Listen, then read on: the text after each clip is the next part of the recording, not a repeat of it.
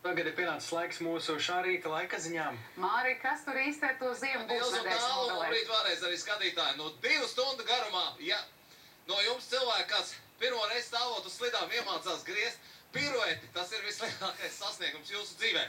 Jo patiesībā Eva, rekur, cik skaisti apsies daislidotāja, Eva griež un skaisti kustās un viss tas ir skaists, bet ko es esmu iemācījies par šīm 2 stundām, ko man ir iemācījis Eva, tad es jums reiz gribētu parādīt.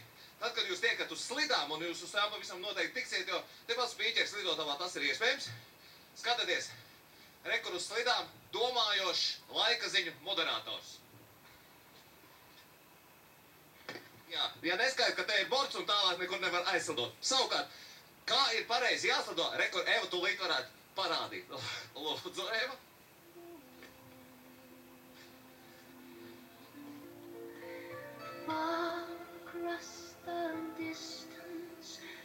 Un šeit parādās domājošs Romeo.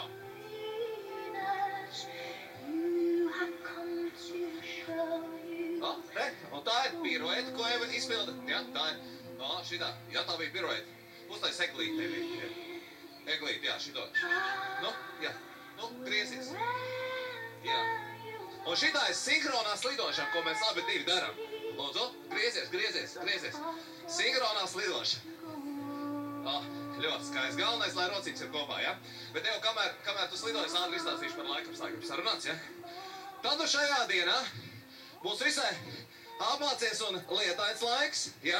Dienvidu rietumu puses vējš brāzmēns pūtīs ar 20 pa 23 metru sekundē ātrumu. Tiesa gan dienas otrajā pusē tas iegriezīsies no ziemeļrietumiem. Un gaisa temperatūras būs visai augstas. Kurzemē tā sasniegs +5, +7 grādu atzīme, savukārt vidzemē gaisa temperatūras arī līdzīgas +4, +6 grādi. Arī Latgalē, Zemgalē un tuvāk galvaspilsētā domājošs Romeo. Tuvāk galvaspilsētā Rīgā gaisa temperatūras ļoti augstas, +7, pat +8 grādi.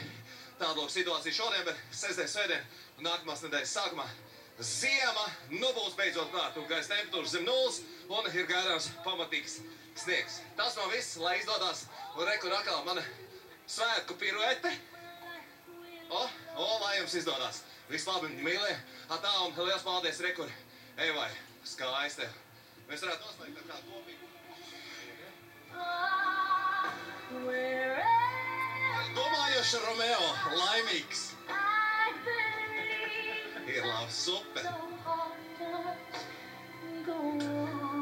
Mēs paldies Mārim un paldies daislidotājai Evai. Jāsaka, ka šajā rītā tiešām esam daudz runājuši arī par laikapstākļiem un arī par to, vai būs vai nebūs augsts laiks. Un tad pēc Māra prognozes varētu teikt, ka tomēr sestdien un svētdien laiks būs vēsāks, un sinoptiķi ziņo, ka iestāsies Latvijā sals. Nu, tad mēģināsim izbaudīt ziemu kaut uz mirkli, jo nevar zināt, kas būs pēc tam. Jā, ap -7 grādiem pat naktī varētu būt, un dienā arī vēsāks. Tā kā, ja ziemas prieki pietuvosies uz cik ilgu laiku, tad jāskatās tālāk priekš. Šodien, starp citu, augstās